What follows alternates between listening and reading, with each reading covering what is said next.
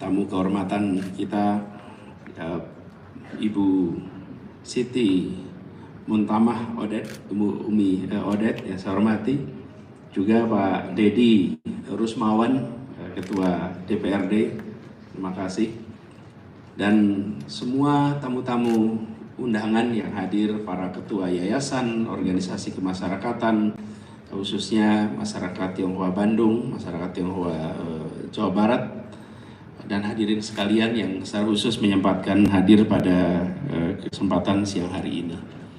Kami berterima kasih atas kesempatan untuk berdiskusi, berdialog dalam kesempatan pada siang hari ini, dan kami merasa tadi para tur keliling di museum tadi menarik sekali, Pak. Mudah-mudahan nanti museum ini bisa dibesarkan dan bisa menjadi konsumsi masyarakat yang lebih luas lagi nantinya.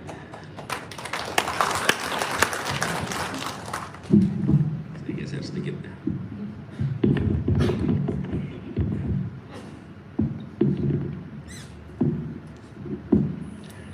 Bapak Ibu sekalian yang saya hormati, dalam kesempatan ini kami ingin menyampaikan pada Bapak Ibu sekalian sesuai dengan harapan yang tadi diungkapkan di dalam pertemuan sebelumnya. Pertama adalah tentang bagaimana kita memandang Indonesia dan bagaimana Indonesia ke depan.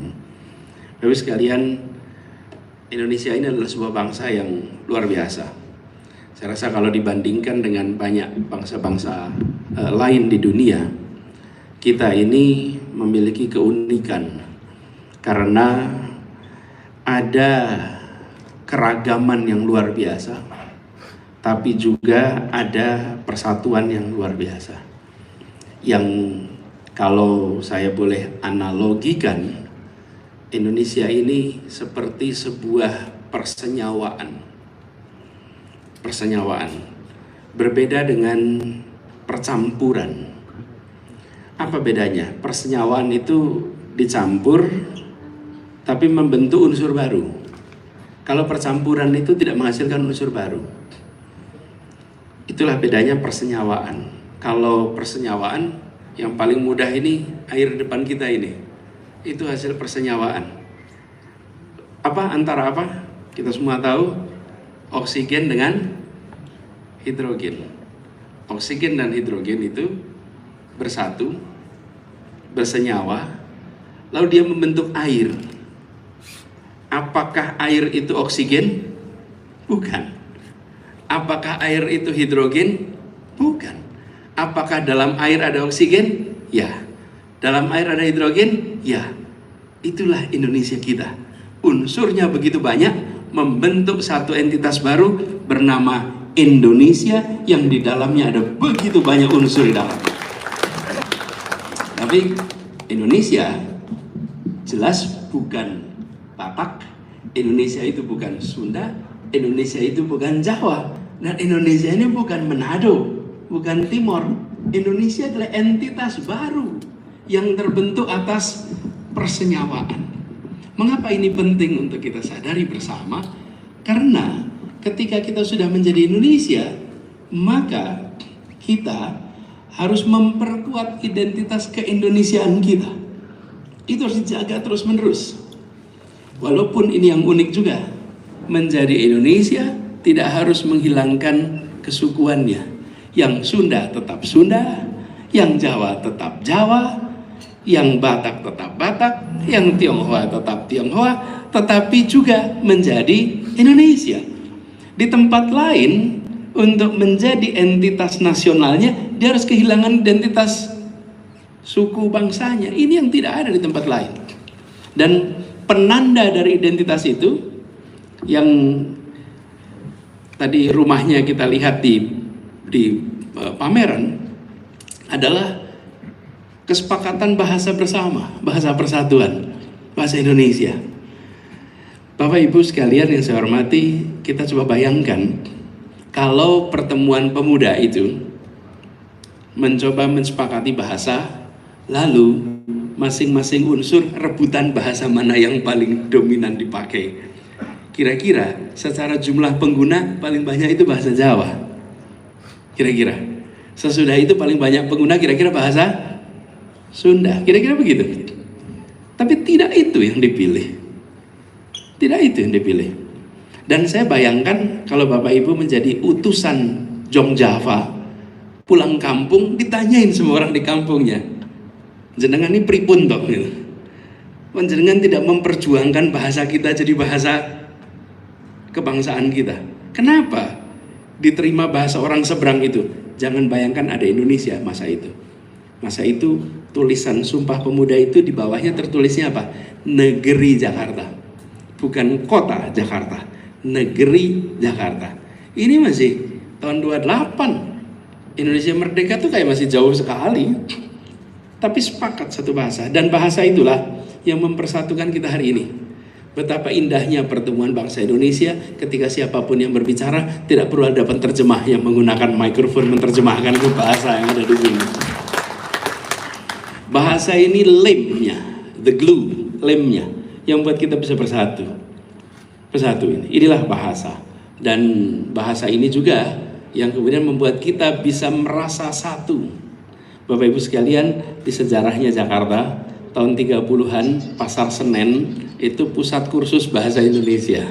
Kenapa? Karena untuk jadi Indonesia, cirinya adalah bisa berbahasa Indonesia. Kalau tidak bisa berbahasa Indonesia, Anda belum Indonesia. Jadi bayangkan suku-suku di seluruh Indonesia itu datang belajar bahasa Indonesia. Hari ini we take it for granted. Seakan-akan semua orang bisa bahasa Indonesia, itu otomatis tidak.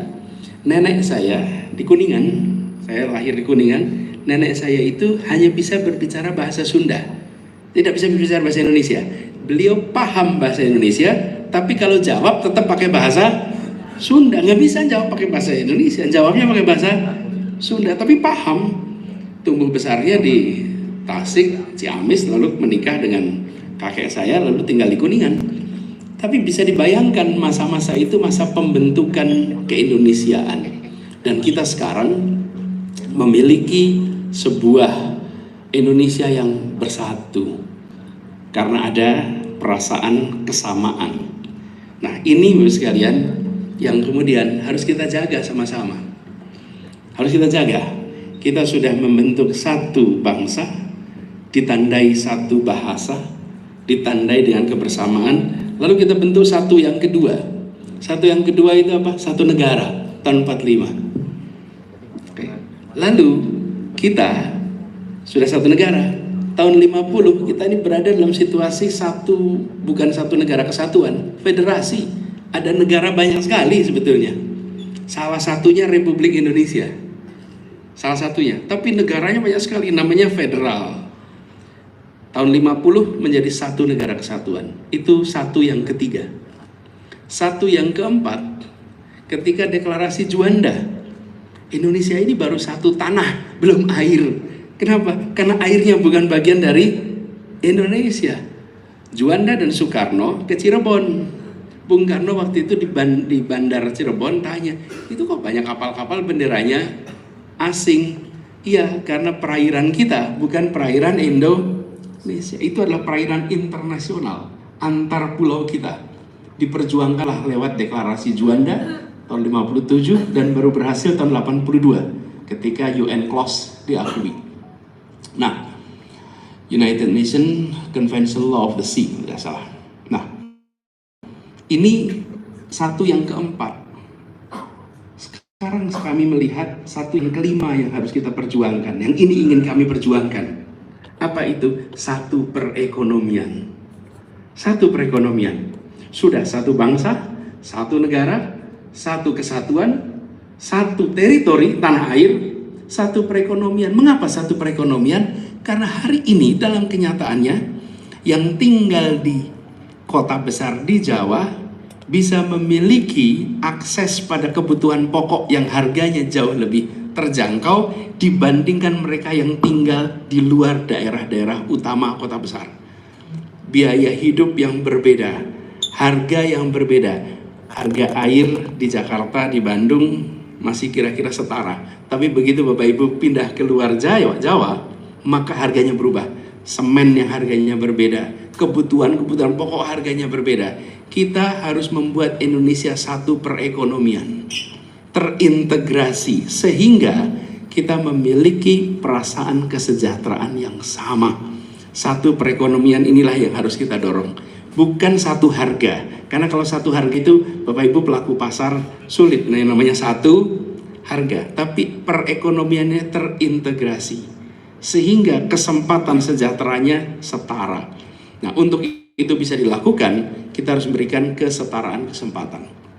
Ini juga Bapak Ibu sekalian, yang kemarin ketika saya bertugas di Jakarta, maka prioritas utama adalah menghadirkan rasa keadilan, rasa kesetaraan di Jakarta. Karena tugas saya di Jakarta, saya hanya bisa bicara di Jakarta. Seluruh kelompok, latar belakang apapun punya kesetaraan kesempatan. Dan perlakuan dari negara kepada kelompok manapun dibuat setara, sehingga kita akan bisa memberikan perasaan kebersamaan. Bapak Ibu sekalian saya hormati, kita ingin ada persatuan, tapi persatuan itu sulit terjadi dalam ketimpangan. Kalau kita ingin mencari persatuan yang sesungguhnya, maka hadirkan rasa keadilan, di situ ada persatuan. Kalau ada sebuah tempat yang bersatu dalam ketimpangan, rasanya pantas untuk kita cek. Tapi rasanya belum ada. Selalu adalah tempat di mana kita menghadirkan perasaan kesetaraan, dan di situ ada kebersamaan, ada persatuan. Dan di Jakarta, kalau boleh saya sampaikan, kami bersyukur bahwa semua unsur yang ada berkomunikasi, berinteraksi, dan ada kesetaraan di dalam mereka mendapatkan perlakuan dari negara. Baik itu berlatar belakang agama, berlatar belakang suku, berlatar belakang pendidikan, berlatar belakang sosioekonomi. Karena ketika bertugas di Jakarta, saya menemukan gapnya luar biasa. Yang rendahnya rendah ada di Jakarta, tingginya tinggi ada di Jakarta, kanannya kanan ada di Jakarta, kirinya kiri itu ada di Jakarta. Itu tempat yang lengkap secara heterogenitas, tapi juga tempat yang kita merasakan, kalau boleh saya menyampaikan, 5 tahun terakhir ini tempat itu menjadi tempat yang tenang, tempat yang teduh. Kadang-kadang kita tidak menyadari bahwa ketenangan dan keteduhan itu harus diusahakan. Ketenangan keteduhan itu seperti ini, listrik di ruangan ini, Pak. Kita merasakan AC yang nyaman, cahaya yang terang. Tapi jarang dari kita yang bilang, terima kasih PLN sudah mensuplai listriknya di tempat ini. Jarang sekali ada yang mengatakan itu. Padahal di balik lampu yang terang ini, di balik AC yang dingin ini, itu ada kerja rumit di belakang sana untuk memastikan bahwa damai, dapat tenang. Menjaga stabilitas, menjaga ketenangan, menjaga keteduhan adalah mendeteksi potensi masalah sebelum terjadi dan kemudian mencegahnya. Tidak, jarang sekali mencegah jadi pahlawan. Jarang Bapak Ibu sekalian. Yang jadi pahlawan itu memadamkan. Memadamkan. Listrik di sini mati, datang 2 orang petugas PLN, dia keluar akan bilang ini pahlawan kita, sehingga lampu kita nyala. Tapi ketika dia mencegah listrik mati, nggak ada yang bilang ini pahlawan kita, nggak ada.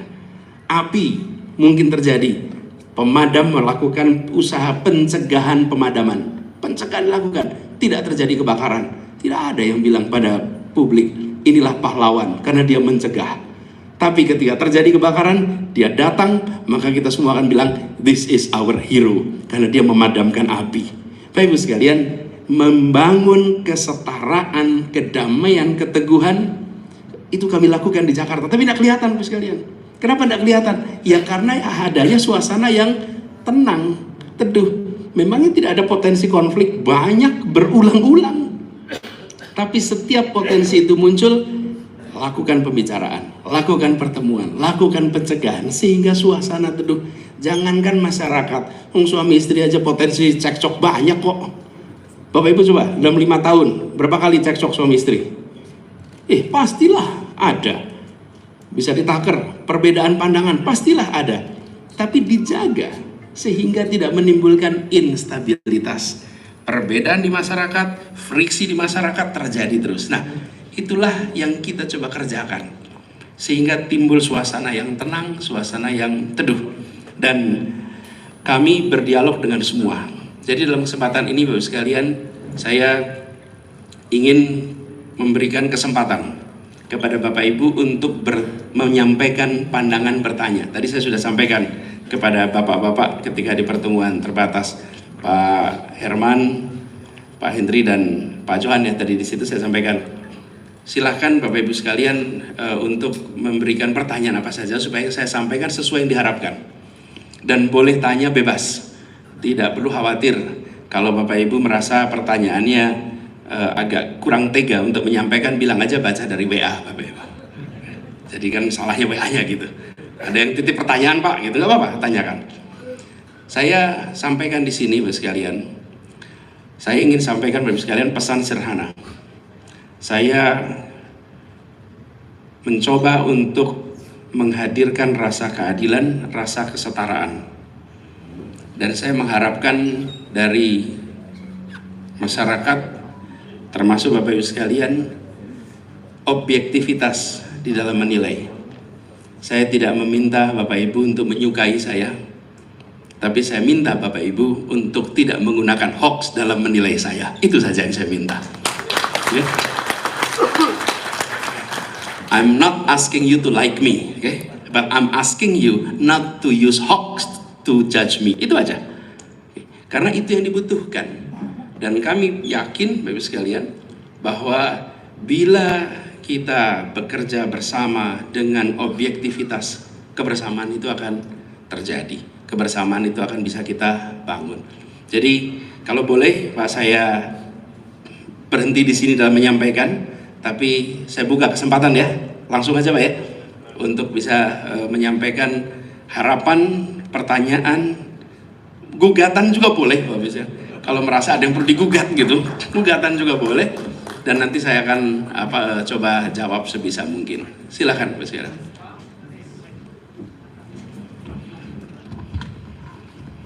Boleh dibantu barangkali yang mau bertanya, boleh ke depan. Keterbatasan kabel mic Pak, kami persilahkan. Mohon disebutkan nama barangkali ya Pak, nama dan pertanyaan yang jelas. Silakan. Selamat siang Pak Anies, terima kasih banyak sudah diberikan kesempatan. Pak Anies, ada salam dari Bu Fenty Kurnadi, kawannya Bapak di Cirebon itu Pak, Fenty Kurnadi Dok Besi. Oh iya, siap. Iya, Ibu Fenty Kurnadi dan Mas Chandra. Yang saya tanyakan gini Pak, bagaimana Bapak tentang BPJS Pak? Karena apakah BPJS ini akan dikurangi ataukah akan dinaikkan, dan bagaimana manfaatnya untuk masyarakat luas Pak? Terima kasih banyak Pak. Lalu kedua Pak, tentang outsourcing. Jadi outsourcing ini terus Omnibus Law Pak, apa yang akan Bapak kerjakan? Makasih Pak, mohon maaf jika ada kata-kata yang salah. Terima kasih. Nama saya Jeremy Huang Pak. Terima kasih Pak. Pak Jerry.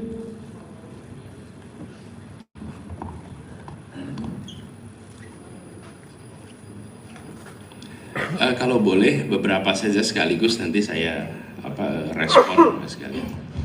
Ya, Ibu Bapak ada yang mau bertanya, ada yang mau memberi saran barangkali, silahkan. Satu atau dua lagi, kami persilahkan. Ya, silahkan Pak, boleh maju. Satu lagi barangkali, kaum ibu dong. Ada? Ada?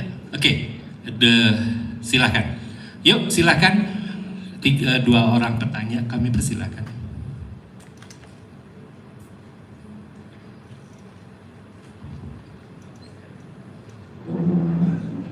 Ini penggiat yoga Pak, rajin ya.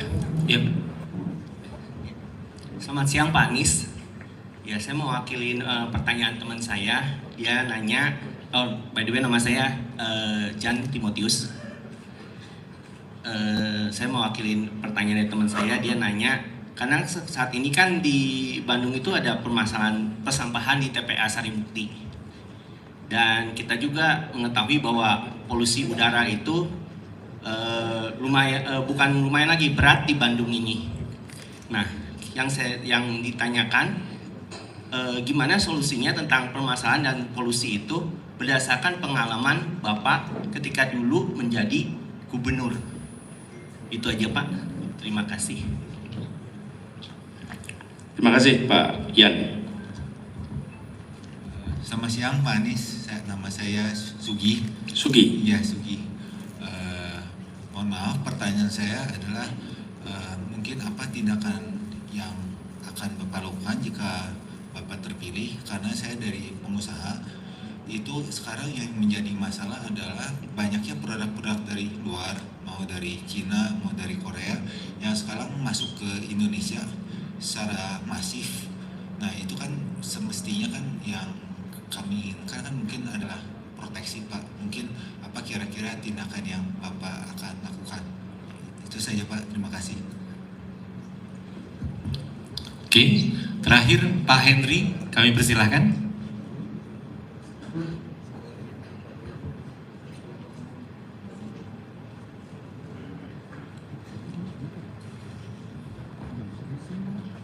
Pak Anies, saya mewakili dari teman-teman semua. Kan waktu itu saya tanggal 27 Januari 2022 saya ke tempat Bapak, ke rumah Bapak.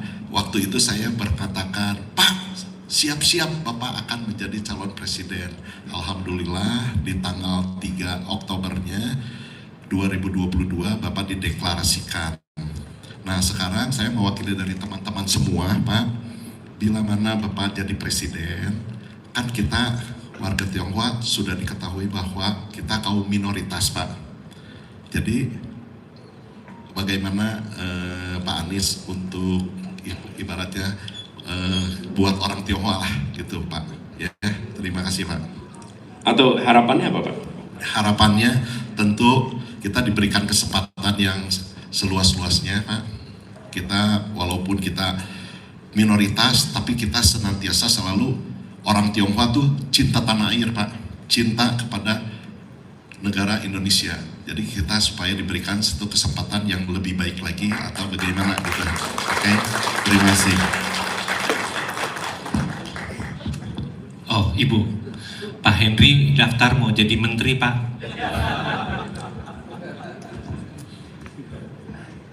Selamat siang, saya mewakili ibu-ibu Pak Anies. Saya mau bertanya, seandainya Bapak terpilih jadi Presiden Republik Indonesia, apakah Bapak akan mensupport kami ini yang beragama Kristen dalam pembangunan gereja, dalam kebaktian, dalam kegiatan-kegiatan gereja? Terima kasih Pak. Nama Ibu maaf? Sani Felicia. Bu Sani.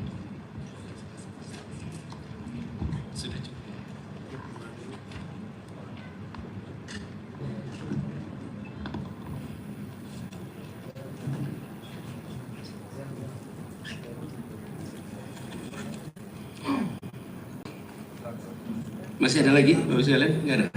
Habis? Baik. Oh, Bapak? Boleh. Ini tokoh pengusaha. Siap. Ya selamat siang semua. Selamat siang Pak Anies. Selamat datang di Bandung. Ya kita kan ngomong sampah banyak Pak. Tapi sampah masyarakat lebih banyak lagi Pak. Ini mesti diberesin Pak ya. Dengan ya beredarnya di media sosial dan sebagainya. Itu saya rasa itu penting sekali Pak, karena itu mempengaruhi kita semua ya, terbawa. Itu yang penting Pak. Kalau Bapak terpilih tolong bereskan Media sosial. ya, kalau tidak pun Bapak harus berkarya dalam itu. Tapi kita pasti hati kita kan tahu siapa yang harus dipilih gitu Pak. Terima kasih. Nama Bapak sekali lagi? Saya Ferry Pak. Pak Ferry. Ya. Pak Peri, iya kita di Sunda ya namanya Pak Peri Pak. P-nya P pasta, P Pespa, apa P Panta Pak. Oke, Bapak sekalian, terima kasih. Pertama saya urutkan aja ya, BPJS. Bapak sekalian, ini salah satu reform bidang kesehatan yang kita ingin perbaiki Pak. Jadi jangan hanya fokus pada ujungnya, kuratifnya, tapi justru promotif preventifnya itu harus hidup. Dimana perhatikan kesehatan sejak dalam kandungan itu penting. perhatian kepada ibu hamil, pasokan nutrisi ibu hamil itu mendasar sekali karena itu menentukan secara pertumbuhan anak ketika bayi itu lahir, kemudian usia dini, dewasa, baru nanti ketika kita bicara perjalanan hidup menjelang usianya lanjut, disitulah mulai isu tentang kuratif itu makin dominan. Nah, kita seringkali hanya memperhatikan aspek di ujung kuratifnya, Pak. Tapi hidup sehatnya itu belum. Apa sih harus dikerjakan, Pak? Memasukkan unsur kesra, khususnya kesehatan, di dalam KPI para kepala daerah di seluruh Indonesia. Karena eksekutor dari program kesehatan itu ada di daerah. Seperti saya dulu, Pak. Kementerian membuat policy, tapi eksekusinya ada di Dinas Kesehatan di seluruh Indonesia. Bila itu tidak menjadi bagian dari KPI, kita akan melewatkan, Pak, kesehatan ibu anak. Kita melewatkan kesehatan anak. Kita melewatkan kesehatan pradewasa. Lalu ketika sudah besar, baru kita bertemu dengan segala macam masalah. Dari mulai masalah jantung, mulai masalah gula. Kenapa? Karena dari awal kita tidak memberikan perhatian. Jadi itu satu, saya perlu garis bawahi. Bukan hanya aspek asuransinya, Pak, jaminan kesehatan. Tapi reform pada, kita ingin bangsa yang sehat, Bapak Ibu. Dan bangsa yang sehat itu dimulai serius dari ibu hamil. Itu harus perhatiannya cukup di situ. Bila kita tidak mulai dari sana, kita terlambat. Dan kualitas manusia ditentukan nomor satu adalah kesehatan. Baru kemudian pendidikan. Itu. Dan dari situ kemudian kita akan punya kualitas manusia yang baik. Jadi, nah BPJS-nya itu harus dibahas, Pak. Ini perlu reform. Siapa? Rumah sakit, dokter, masyarakat, pemerintah. Membuat sebuah mekanisme yang lebih baik daripada yang ada sekarang. Karena hari ini dokter pun berkeluh kesah. Dia ingin melakukan tindakan, tapi ada ketentuan yang harus diikuti. Rumah sakit merasa perlu memiliki alat A, B, C, D, F, G, tapi tidak bisa mendapatkan dari BPJS. Jadi ada kerumitan di situ harus diselesaikan bersama-sama. Kami menyelesaikan proses seperti itu di Jakarta dalam urusan transportasi, Pak. Jangan pernah merasa karena punya kewenangan maka punya pengetahuan. Punya kewenangan itu bukan berarti punya pengetahuan. Yang dimiliki kewenangan, tanda tangan. Siapa yang punya pengetahuan? Ya pelaku. Itu yang punya pengetahuan. Ajak bicara pelaku, dengarkan pelaku. Lalu dari situ dibuat policy. Nah, yang sering terjadi karena punya kewenangan lalu merasa paling tahu, segalanya mau diputuskan sendiri oleh negara. Nggak bisa. Kami mengatur transportasi di Jakarta, ada lebih dari 25 operator seluruh Jakarta. Sekarang menjadi satu kesatuan, namanya Jaklingko. Itu prosesnya 6 bulan. Lebih dari 70 kali pertemuan, bukan dengan saya, dengan tim negosiasi untuk ketemu berapa biaya per kilometer per angkutan. Yang mikro, yang tengah, yang besar, itu sampai ketemu harga. Begitu ketemu harga, lalu sepakat ini menjadi satu sistem. Ini bisa dikerjakan, tapi harus sabar. Negara harus mau melibatkan semua. Jadi pendekatannya seperti itu, Pak. Begitu juga dengan hal-hal yang sekarang dianggap bermasalah, Pak. Kita tahu ketika sebuah undang-undang keluar, ada item-item yang diperdebatkan. Nah, itu dibuka untuk percakapan. Dibuka pelaku-pelaku terlibat. Problem dari beberapa aturan yang keluar adalah ditetapkan dulu baru pembahasan yang panjang. Akhirnya rame. Sebenarnya pembahasan dulu yang dilakukan, baru itu baru menjadi sebuah keputusan. Nah, ini yang harusnya dikerjakan. Seperti tadi, kami melakukan pembahasan 6 bulan, baru kemudian menjadi keputusan. Begitu, Pak. Lalu Pak Ian, soal sampah, polusi. Mbak, ini terkait dengan sampah, ini memang harus ada kampanye yang agak serius, Pak, terkait dengan sampah ini. Siapa sih produsen sampah? Paling banyak rumah tangga, itu produsen terbanyak. Jadi harus ada gerakan sampai ke level komunitas. Di Jakarta juga kita mencoba melakukan itu. Gerakan pengurangan sampah itu di Jakarta, sampah sekarang berkurang hampir 30%. Kenapa? Karena pengurangan di titik awalnya. Tidak semua sisa adalah sampah. Kita hampir selalu mengatakan sisa adalah sampah. Padahal tidak semua sisa adalah sampah. makanan kita di sini, ini sisa, tapi tidak semua adalah sampah. Nomor satu, kurangi. Yang kedua adalah pemanfaatan untuk daur ulang. Lalu yang ketiga, pengelolaan sampah. Tadi Bapak sampaikan, Pak Yan, mana Pak Yan tadi? Pak Yan, terkait dengan pengolahan di TPA akhir, sudah saatnya kita menuju kepada pengolahan sampah yang ramah lingkungan. Kami di Jakarta memulai di Bantar Gebang, di situ ada TPA dan di situ kami memasang sebuah instalasi, ini pertama di Indonesia, yang kemudian memiliki kapasitas untuk mengolah sampah itu menjadi sebuah bahan baku yang bisa dipakai untuk pabrik semen, seperti pengganti batu bara. Dan itu kemudian dimanfaatkan oleh pabrik semen. Itu sudah dikerjakan. Pendekatan yang recycle ini, yang ramah lingkungan ini, perlu kita dorong lebih jauh. Di situ peran pemerintah pusat menjadi lebih besar. Kenapa? Karena banyak kota tidak memiliki kemampuan anggaran untuk membangun itu, Pak. Karena investasinya besar. Jakarta memang punya anggaran besar. Bapak Ibu sekalian, Jakarta itu anggaran 87 triliun tahun lalu. Jadi fiskal kapasitinya di situ bisa, tapi banyak daerah tidak mungkin melakukan itu. Di situ letak peran pemerintah pusat. Begitu ya, Pak ya. Kemudian Pak Sugi soal produk yang masuk dari luar secara masif. Ini menjadi keluhan yang luar biasa di para pelaku industri mikro kecil, di mana kemampuan mereka memproduksi itu baik, tetapi economy of skill-nya itu tidak besar, sehingga kalah dengan produk yang masuk utamanya dari Tiongkok yang harganya itu murah dengan secara kualitas setara dengan produk kita. Kami melihat perlu ada pengelolaan di sektor-sektor tertentu yang kita harus melindungi pelaku ekonomi mikro kita. Itu yang saya lakukan. Kemudian yang kedua, kita juga harus sisi lain mengembangkan pelaku ekonomi mikro kita itu dengan pendampingan, dengan permodalan, dan akses kepada pasar yang lebih luas. Jadi tidak bisa hanya sekedar menutup keran, tapi tidak melakukan perubahan di sini.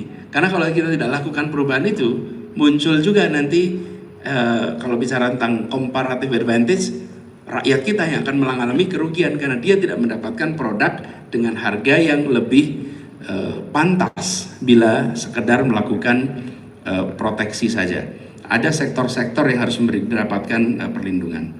Pak Henry, kemudian ini Pak Peri dulu soal sampah masyarakat, Pak Peri. Masyarakat ini sekarang Bapak sekalian hampir semua kita bawa HP, dan anak-anak kita juga bawa HP, dan inilah salah satu penetrasi informasi yang luar biasa kuat. Jadi Bapak sekalian, ini dua front. Satu adalah pengendalian yang bisa diselenggarakan oleh negara untuk akses konten-konten yang bermasalah, baik itu pornografi sampai dengan konten-konten yang memiliki unsur kekerasan, merakit alat-alat yang bisa eksplosif dan lain-lain. Itu adalah konten yang harus diblok oleh negara. Tapi negara itu ada keterbatasan dalam memblok. Selalu saja ada yang bisa lolos, selalu saja. Tidak mungkin negara bisa memblok 100%. Tapi prioritas negara melakukan blocking itu pada konten-konten yang tidak tepat. Di sisi lain, negara harus mengajak kepada penduduknya untuk belajar menggunakan informasi dengan benar. Kalau boleh saya sampaikan sedikit, Pak, ketika kami bertugas di Kemdikbud, satu, video game itu kan banyak bermasalah. Video gamenya ada dari Kominfo melakukan pengeblokan, tapi Kemdikbud membuat rating, disebarkan pada orang tua, rating atas produk-produk game itu. Mana yang untuk anak-anak kecil, mana yang untuk anak usia 5-7 tahun, mana anak 7-13, sehingga orang tua itu paham, anak itu paham. Mana yang untuk dewasa. Rating ini itu ada, Pak, di dunia pun ada, tapi kita di Indonesia tidak memasifkannya. Sehingga yang terjadi banyak anak-anak kita mengakses permainan yang belum umurnya, dan itu harus dilakukan. Kemudian yang ketiga, mau tidak mau kita harus menyiapkan generasi baru kita untuk memilah memilih informasi. Tidak ada pilihan. Filternya dikerjakan, pengelolaan informasi dikerjakan, dan ujungnya benteng pertahanannya mana? Di rumah. Itu benteng pertahanan. Dengan anak-anak dari kecil dibekali ini. Banyak dari kita memberikan HP tanpa pernah memberikan petunjuk pada si anak tentang bagaimana menggunakan HP-nya. Dan itu banyak sekali sekarang materi-materi yang bisa digunakan oleh orang tua untuk membekali anak-anak bagaimana berbicara tentang HP. Dari pengalaman kami, anak-anak itu sebetulnya mendengarkan kata orang tuanya. Problemnya, orang tuanya tidak menyampaikan pada anak-anaknya. Dan orang tua itu adalah pendidik terpenting yang paling tidak tersiapkan. Itu orang tua. Jadi orang tua harus self-educating sekarang, mau tidak mau, dengan perkembangan zaman. Begitu ya Pak ya? Lalu Pak Henry dan Bu Sani kelihatannya setara. Satu tentang bagaimana dengan masyarakat minoritas Tionghoa, kemudian bagaimana dengan gereja-gereja perizinan. Nah, saya cerita Jakarta. Bapak Ibu sekalian, kenapa saya sampaikan cerita ini Bapak Ibu? Bila saya mengatakan besok akan melakukan A, B, C, yang mengatakan tidak perlu bawa bukti, yang mendengarkan tidak bisa membantah, karena akan itu imajinasi Bapak Ibu, akan itu hayalan, bukan kenyataan. Jadi saya bisa mengatakan akan apa saja Bapak Ibu, dan Ibu juga tidak bisa yakin benar nggak ya dia kerjain. Dari mana bisa tahu? Jadi the best predictor of future behavior is your past behavior. Rekam jejak masa lalu adalah prediktor terbaik atas rekam jejak besok. Bapak Ibu juga kalau merekrut orang itu kan ditanyai kemarin sudah ngapain, apa yang Anda sudah hasilkan, apa prestasi Anda kemarin. Itulah yang menentukan kira-kira besok akan berprestasi apa. Tapi kalau ditanya besok akan ngapain, oh bisa ngarang Bapak Ibu, bisa ngarang. Jadi saya di sini saya akan sampaikan pada Ibu yang bukan ngarang Bapak Ibu, tapi yang konkret. Apa yang konkret itu? Contoh sekalian, di Jakarta komunitas Tionghoa itu memiliki aspirasi untuk bisa membangun kembali gerbang pecinan yang sudah tidak ada sejak zaman Jepang, dihancurkan oleh Jepang waktu itu. Gubernur demi gubernur nggak ada yang mau melakukan itu. Kenapa? Ya ada kompleksitas katanya, tapi kompleksitas apa kita nggak tahu. Tidak pernah bisa dikerjakan, tidak pernah bisa dikerjakan. Selalu mereka memiliki kesulitan. Lalu saya katakan apa masalahnya? Bila di tanah ini kita menginginkan kesetaraan, maka siapa saja berhak untuk bisa mengekspresikan budayanya di tanah ibu kota yang di situ kita menempatkan semua setara. Alhamdulillah, gerbang pecinan itu sekarang terbangun dan tidak ada masalah sama sekali. Dan dibangun menyerupai ketika dihancurkan. Bayangkan Pak, penantiannya itu lebih lama daripada ulang tahun Republik kita. Penantian untuk ini bisa kembali. Kenapa itu bisa terjadi? Saya sebagai gubernur, ketika satu sisi mengatakan go, sisi lain apa? Berkomunikasi dengan yang akan bilang jangan. Betul ya Pak? Kalau kita mau melakukan sesuatu yang itu ditaker, siapa yang potensi tidak setuju? Ajak bicara. Ajak bicara, bukan ditunggu sampai muncul di publik. Itu yang saya katakan tadi. Mencegah itu caranya identifikasi siapa yang potensi tidak setuju, ajak bicara. Jelaskan sebelum ini menjadi eksekusi dan akhirnya jalan. Dan kita berinteraksi, misalnya kesetaraan. Saya tunjukkan rekam jejak saja Pak, kalau terkait ini, kesetaraan itu. Orang-orang yang bekerja bersama saya selama saya berkarir itu lintas agama, lintas suku bangsa. Saya ajak di sini satu, Dedi Wijaya, coba Dedi berdiri. Dedi, bahkan tadi ketika lihat foto di bawah itu saya sebutkan itu bagian dari pengajar muda namanya Alin, ternyata dia atlet perenang. Dedi ini adalah seorang lulusan sarjana dari Makassar yang waktu kami mendirikan program Indonesia Mengajar, itu dia mendaftar dan ditempatkan di Kepulauan Tanimbar. Kepulauan Tanimbar itu bawahnya Maluku, atasnya Darwin. Jadi tempatnya paling ujung-ujungnya Republik Tenggara itu namanya Tanimbar. Dia ditempatkan sana setahun. Tinggal bersama dengan warga setempat tanpa sinyal listrik, tanpa sinyal telepon, tanpa listrik. Dari Jakarta terbang ke Maluku, ke Ambon. Dari Ambon ke pulaunya Dedi berapa jam kalau pakai kapal? 1,5 hari naik kapal. Dari Saum Laki berapa jauh?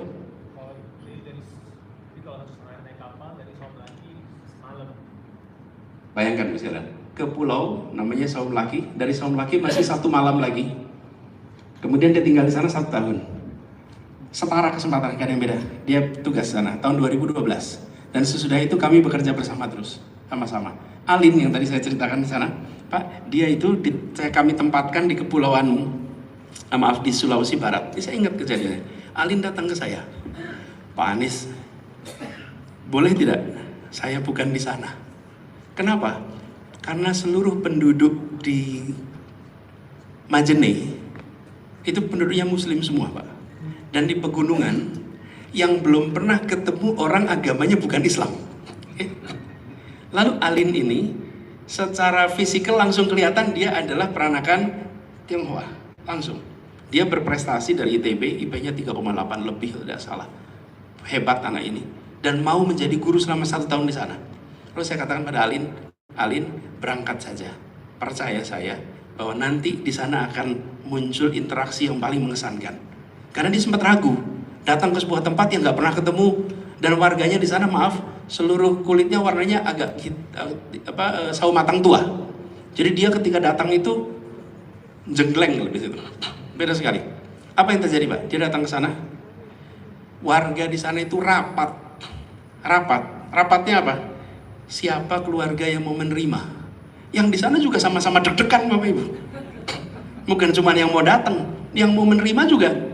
Ini gimana ini? Bermusyawarah, akhirnya ada satu keluarga yang menyatakan keluarga kami akan menerima. Tinggal selama 1 tahun. Keluarga itu menerima. Dan ketika dia datang disambut, semua memberikan kepada dia privilege, penghormatan. Sampai, karena tempatnya di gunung, di pegunungan, mereka menyiapkan giliran anak muda kalau hari Minggu mengantarkan Alin ke gereja, Pak. Sementara Alin jadi setiap minggu harus ke gereja. Kenapa? Karena dengan berada di sana, udah disiapin kendaraan, ya otomatis harus siapin. Setelah berjalan beberapa bulan, mereka itu blend seperti saudara yang bersama-sama. Itu saya sampaikan apa? Itu Pancasila in reality, bukan Pancasila yang lain. Apa? Kami melakukan rekrutmen, pengiriman kemana-mana tidak melihat latar belakang agama, suku, karena kami percaya bahwa kita adalah satu bangsa, kita adalah satu kesatuan, dan kemanapun kita jadi saudara. Jadi tidak ada kemudian harus membedakan. Bahkan saya tidak pernah ceritakan ini sebenarnya, tapi karena saya ditanya saya ceritakan. Tahun lalu saya ke Papua, lalu saya mendatangi sebuah rumah yang juga gereja, karena di sana itu rumahnya gereja seperti ini, Pak. Mezaninnya adalah rumahnya pendeta, bawahnya gerejanya. Kenapa? Karena anak dari bapak pendeta itu, seangkatan sama Dedi, adalah asisten pribadi saya sejak 2013. Anak Papua, anak penginjil di Papua. Dan itu tidak pernah menjadi sesuatu yang perlu saya ceritakan. Tapi saya ceritakan di sini karena ditanyakan. Untuk Bapak Ibu menggambarkan, ketika bicara rekrutmen, maka kita menetapkan prinsip meritokrasi. Nah, ini adalah prinsip yang akan kita pegang terus ke depan. Dan ini bukan sesuatu yang harus diumbar sebagai cerita. Ini adalah sesuatu yang sudah embedded. Tidak perlu diceritakan pun itu sudah dikerjakan. Jadi kami memandang adil itu harus mulai dalam pikiran. Adil itu harus pikiran dalam keseharian kita. Dan itu bukan hal yang baru Bapak Ibu sekalian bagi kami. Kami di keluarga di Jogja, tumbuh besarnya di Jogja, memang sangat multikultural dengan semua etnis, semua suku, kesetaraan itu menempel bersama. Tadi Bapak tunjukkan di bawah beberapa nama anggota. Itu sahabat paling dekat namanya Bapak Lim Kun Hian, ada namanya di bawah situ. Lim Kun Hian, Choa Choi Liang, itu adalah orang-orang yang mereka wartawan tapi juga pejuang kemerdekaan. yang itu adalah sahabat keluarga bergenerasi. Choswil yang di Semarang, Lim Kunian di Jakarta, dan akhirnya migrasi, saya lupa kemana beliau migrasi. Nah, ini adalah satu kebersamaan yang bukan hal baru, Mas. Jadi saya melihat bila kita mengelola interaksi dengan perasaan dan kesadaran kesetaraan, itu akan jalan. Lalu terkait dengan IMB, misalnya di Jakarta kita selalu menyalakan alarm yang sensitif bila ada potensi problem terkait antarumat beragama. Karena itu boleh dilihat rekam jejak selama 5 tahun terakhir, apakah ada ketegangan terkait rumah ibadah di Jakarta. Bapak Ibu boleh cek, nggak ada. Bukan tidak ada, potensinya ada, tapi setiap kali itu sudah mulai muncul, udah denger kita ini, cepat-cepat datangin. Bapak Ibu, kalau Bapak Ibu lihat ada konflik, itu sebetulnya di fase ketiga, Bapak Ibu. Yang terjadi pertama polarisasi, kedua friksi, ketiga konflik. Nah, kita ini sering ketika polarisasi didiemin, ketika ada friksi didiamkan, ketika udah konflik baru kita rame-rame. Jangan, kita ini begitu ada polarisasi, datangi, bicarakan, cari jalan keluar, sehingga tidak muncul menjadi masalah. Baru-baru ini kan terdengar ada masalah di Jakarta, bukan? Saya tanya, 5 tahun sebelumnya ada tidak? Ada potensi itu, tapi kemudian diselesaikan sebelum menjadi masalah. Di Jakarta, bahkan kami mencoba untuk menyelesaikan problem-problem IMB yang sudah menaun. Di beberapa tempat, pengurusan IMB di Jakarta sudah hampir 40 tahun, Pak. Tidak keluar izinnya. Ada yang lebih 30 tahun. Dan alhamdulillah itu semua selesai di bulan Desember 2022. Jadi sudah lewat 2021 sore. Desember 2021 yang lama-lama itu terselesaikan. Kenapa? Karena sesungguhnya ketika dikomunikasikan dengan masyarakat, selama seluruh ketentuan itu dipenuhi, maka negara harus hadir dan menjawab penjelasan pada masyarakat. Problemnya adalah sering tidak mau. Nah, saya memilih bisa berkomunikasi dengan semua. Jadi, Bapak Ibu sekalian, jangan merasa bahwa negara itu hanya boleh berkomunikasi dengan beberapa kelompok dan memusuhi satu kelompok. Itu masalahnya. Ketika memusuhi satu kelompok malah tidak bisa komunikasi dengan satu kelompok. Jangan memusuhi. Justru kita harus jangkau semua. Saya tidak khawatir, Bapak sekalian, menemui kelompok ultra kanan, kelompok ultra kiri. Kenapa? Ya seluruhnya adalah rakyat Jakarta. Saya menemui siapapun, saya adalah Anies. Siapapun boleh mendukung. Tapi bicara kebijakan, saya akan menggunakan keadilan, kepentingan umum, data, dan regulasi. Bukan sekedar aspirasi. Itu yang kita jadikan pegangan. Jadi, kebijakan-kebijakan yang dibuat adalah kebijakan yang bisa dijelaskan, bisa dipertanggungjawabkan. Dan problem yang sering kita hadapi adalah di luar sana ada sosial media yang akan mencoba melakukan pembingkaian. Nah, pembingkaian ini yang tadi saya katakan, sekalian. Ketika saya bertemu dengan Pak Hendri, fotonya nggak akan viral, Bapak Ibu. Ketika Pak Hendri, bahkan tidak ada yang mau memviralkan. Nanti kelihatan pluralis gitu. Tapi ketika saya bertemu dengan yang lain, itu bisa diviralkan. Sementara saya sebagai pengelola negara, saya harus bertemu dengan semua. Harus ketemu dengan semua. Dan ketika ketemu dengan semua, kebijakan yang saya ambil harus berdasarkan pada 4 itu.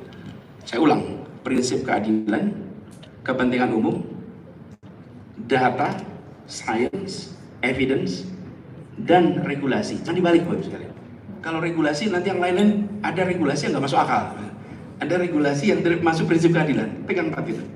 Dan itulah cara mengambil keputusan. Jadi terkait dengan Bu Sani, terkait dengan pengelolaan ini, justru aturan yang ada ditegakkan dan di Jakarta itu yang kita lakukan.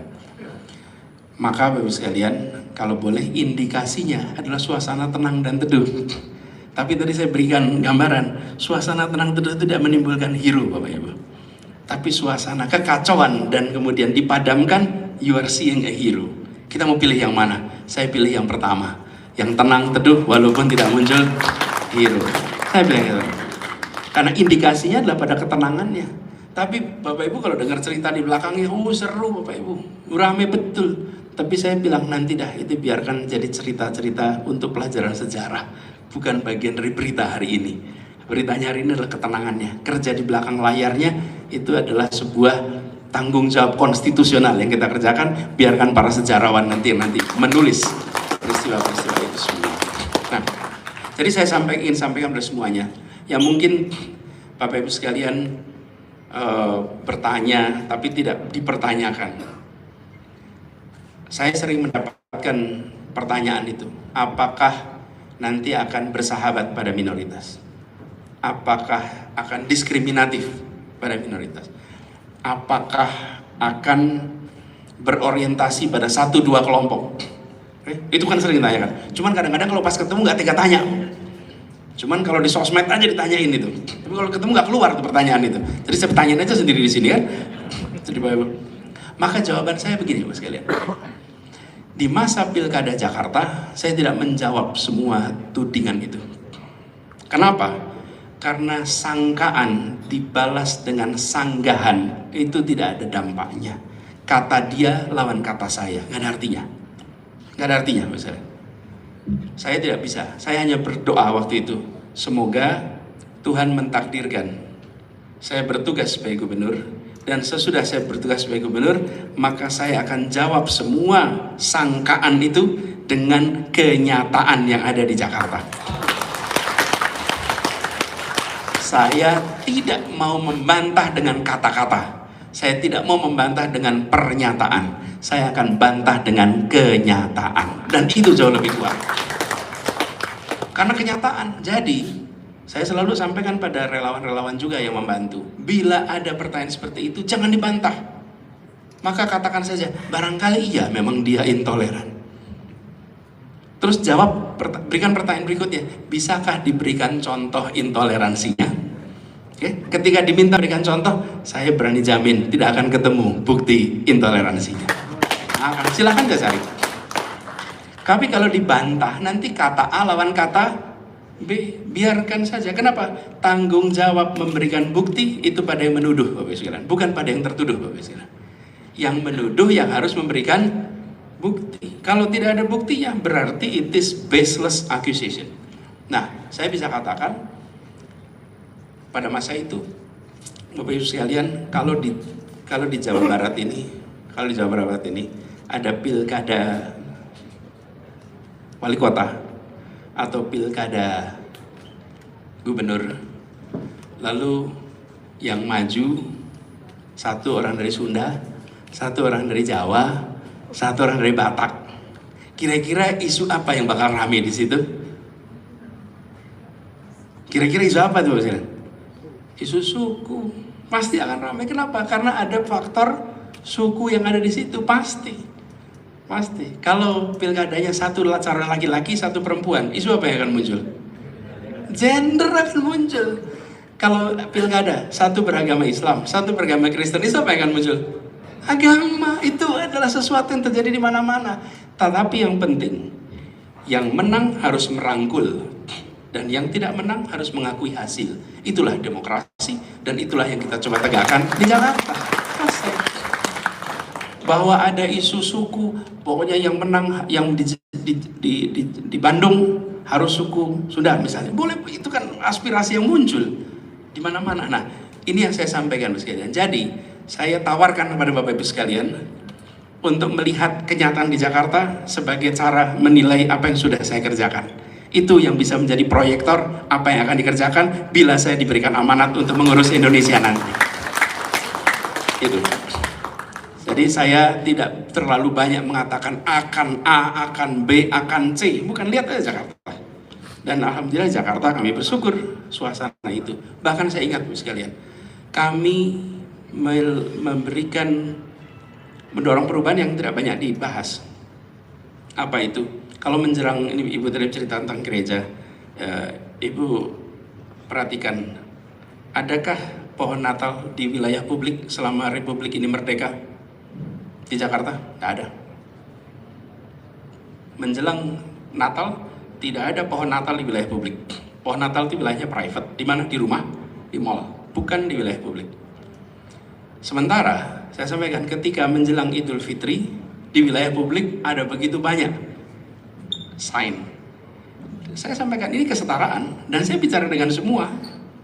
Izinkan umat Kristen menyambut hari besarnya sebagaimana umat Islam menyambut hari besarnya. Dan itu bukan mau minoritas apa tidak, ini adalah soal kesetaraan. Dan di Jakarta ada Christmas Carol menjelang Natal, ada pohon Natal di Jalan Tamrin. Bapak Ibu cek coba, sepanjang umur Republik memang ada di sana? Tidak. Tapi juga sisi lain, malam takbiran itu pernah dilarang Bapak Ibu di Jakarta. Umat Islam di Jakarta itu merasa kok bisa malam takbiran, gak boleh takbiran di luar. Karena bagi umat Islam yang namanya takbiran itu sesuatu yang bukan wajib, tapi kayak apa ya, makan nggak ada garamnya, bukan ajaran agama berkeliling itu, tapi itu kebiasaan, tradisi. Jadi yang Muslim boleh takbiran, yang Kristen boleh Christmas Carol. Itulah prinsip kesetaraan dan itu sudah dilaksanakan, bukan akan. Jadi ini kami sampaikan untuk Bapak Ibu sekalian menilai dari rekam jejak 3 aspek rekam jejak ini. Rekam gagasan, rekam action atau rekam karya, yang ketiga rekam accomplishment atau prestasi. Pakai 3 itu. Bapak Ibu kalau mau nilai siapapun pakai 3 ini. Rekam jejak, rekam gagasan, rekam karya, dan rekam accomplishment. Dari situ pilih yang terasa paling pas. Jadi kita bisa kemudian menggarisbawahi. Dan poin terakhir yang saya ingin sampaikan, pendiri Republik ini tidak pernah menggunakan istilah minoritas dan mayoritas. Bapak Ibu perhatikan, tidak pernah. Tidak ada Pak Saudara. Coba Bapak lihat, Bung Karno pernah menggunakan istilah minoritas? Tidak pernah. Kok bisa sekarang kita malah menggunakan istilah ini? Kenapa? Saya ingin garis bawahi bedanya. Bung Karno dan para Republik selalu menggunakan istilah golongan. Apa bedanya golongan? Kalau golongan itu tidak mencerminkan ukurannya Bapak Ibu. Oke, kalau mayoritas minoritas itu menyebutkan magnitude, ukuran. Jadi dia mengatakan Republik ini didirikan untuk semua golongan. Betul tidak saya? Kata yang digunakan golongan. Golongan itu artinya apa? Mau kecil mau besar setara di depan negara. Karena itu saya sampaikan pernah, Republik ini tidak didirikan untuk melindungi minoritas. Dan Republik ini tidak didirikan untuk melindungi mayoritas. Republik ini didirikan untuk melindungi setiap anak bangsa. Titik. Jadi ini bukan soal minoritas mayoritas, ini soal semua kesetaraan. Saya menulis ini di Kompas tahunnya 2008. Jadi ini bukan pernyataan saya sekarang nih Bapak. Ini tulisan saya, nanti boleh saya kirimkan lewat Pak Henry, Pak Herman. Tulisan itu tentang bahwa Republik ini tidak didirikan untuk melindungi minoritas, bukan bagi mayoritas, ini melindungi setiap anak. Itu yang saya katakan sebagai rekam gagasan.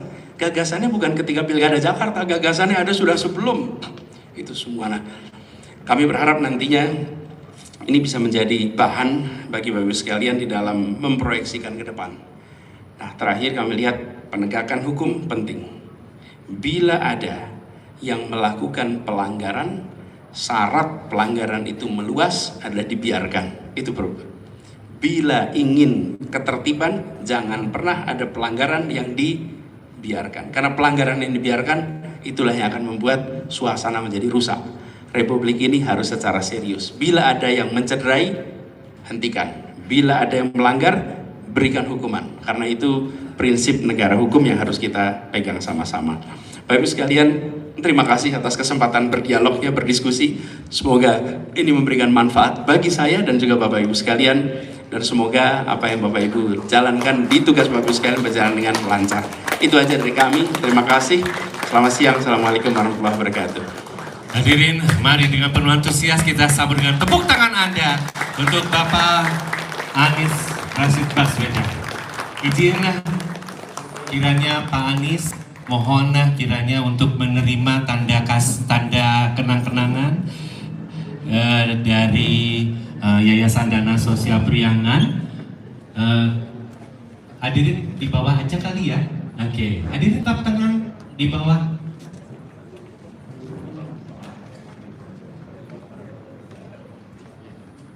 Ya, oke. Sebelumnya nanti kita akan foto bersama. Tenang, tenang, tenang. Waktu salaman dengan Pak Anies, tangannya halus banget ya. Aduh, saya mah bersyukur ya. Jadi mohon bersabar ya. Setelah ini kita akan foto bersama, tunggu ya. Tapi izinkan sekarang kita akan menyaksikan Pak Anies menerima tanda kenang-kenangan di bawah aja, di bawah Pak ya. Kemudian ya, sangat bersyukur hari ini Pak Anies hadir, terutama di area perjuangan dari etnis Tionghoa yang di Bandung, ya, dan hampir ada 100 marga dikumpulkan, dan ini adalah kenang-kenangan dari Yayasan Dana Sosial Priangan bersama dengan Bapak Herman Wijaya sebagai ketua dan juga para pengurus YDSP.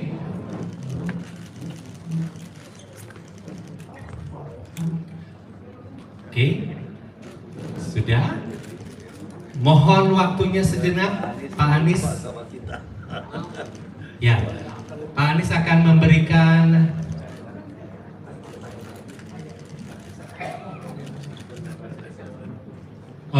Pak Anies akan juga memberikan ke Pak Herman. Ini adalah rekam jejak. Ibu Bapak boleh juga menerima di pintu.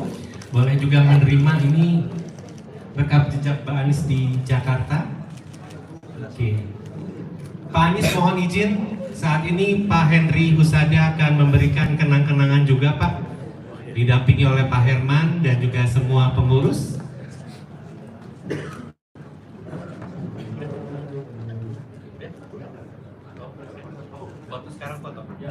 Oke. Juga buku untuk Pak Henry. Oke. Ya.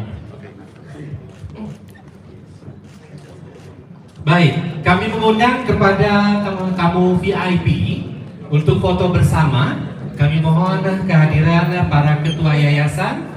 Di catatan saya ada Ketua Yayasan Harapan Kasih Bapak Jijin Fung, Ketua Yayasan Mingnan Bapak Johan Pureru, kemudian Bapak Julius Tamara dari Harmonis, kemudian Ibu Loliana Mutiara dari Mutiara Kemakmuran Sejahtera, kemudian Bapak Cheng Ming Sang dari Taiwan Business Club, kemudian dari Paguyuban Marga Tionghoa Indonesia Bapak Suwanda Holi, kemudian mohon berkenan Ibu Siti Muntamah Odet, Bu Umi, mohon berkenan untuk foto. Kemudian kita akan foto dulu. Ibu Bapak tetap duduk di tempat Anda masing-masing. Setelah ini kita akan foto bersama, ya. Mohon tetap duduk di tempat Anda masing-masing. Kita akan foto bersama. Kalau mau foto pribadi, nanti Pak Anies yang akan hadir. Jadi tetap tinggal, tetap di tempat Anda masing-masing. Dan kepada Anda yang dekat dengan karpet merah, boleh nanti